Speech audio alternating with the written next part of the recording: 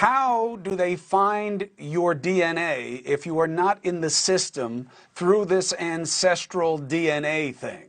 How does that work? What needs to be available to find me through these other people? That's a great question. And so it's very rare that we will find a close family member, and certainly not the suspect, in our genetic genealogy databases. So what we're looking for are people who share what we consider significant amounts of DNA, but it can be less than 1% of their DNA.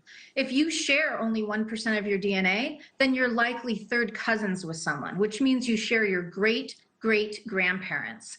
And so we get a whole list of people that share segments of DNA with this unknown person we're trying to identify, and we can reverse engineer their family tree by who they're related to. So the only reason two people would share these significant stretches of DNA across their genome is if they have a common ancestor in their family tree.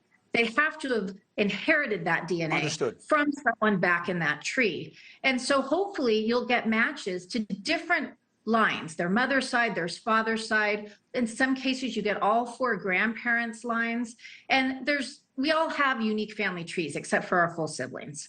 And so if you're able to put enough of those ancestors back in that tree and piece it together, that's going to narrow it down to just one immediate family. Sometimes you can't get quite that far, so you might have to look at first cousins if you can only get to grandparents.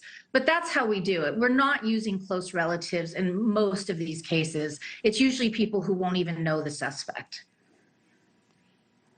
Understood. You still need a name, though. You need somewhere to start. So they have to have something that helps them develop an understanding. Right. So we wouldn't have his name. So that is our last question, which is...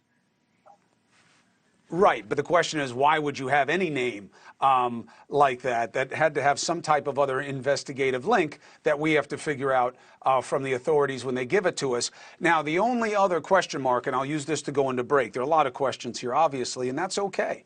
The authorities deserve confidence after making this arrest, assuming they can make it stick. In his past, is it true that he had a history of drug use? And if so, did he ever have any kind of interchange with authorities or any facilities where they had DNA available? That's something we'll discuss going into the next segment, because as we're developing a picture of who knew him and how they knew him, there are some more aspects to him that may have made him more identifiable. So, CeCe, thank you very much. I'll be coming back to you. Hey, thank you for watching. Please go to newsnationnow.com, newsnationnow.com, and you can find NewsNation on your television provider. And don't forget to click the red subscribe button down below. Then you will get more of NewsNation's fact-driven coverage.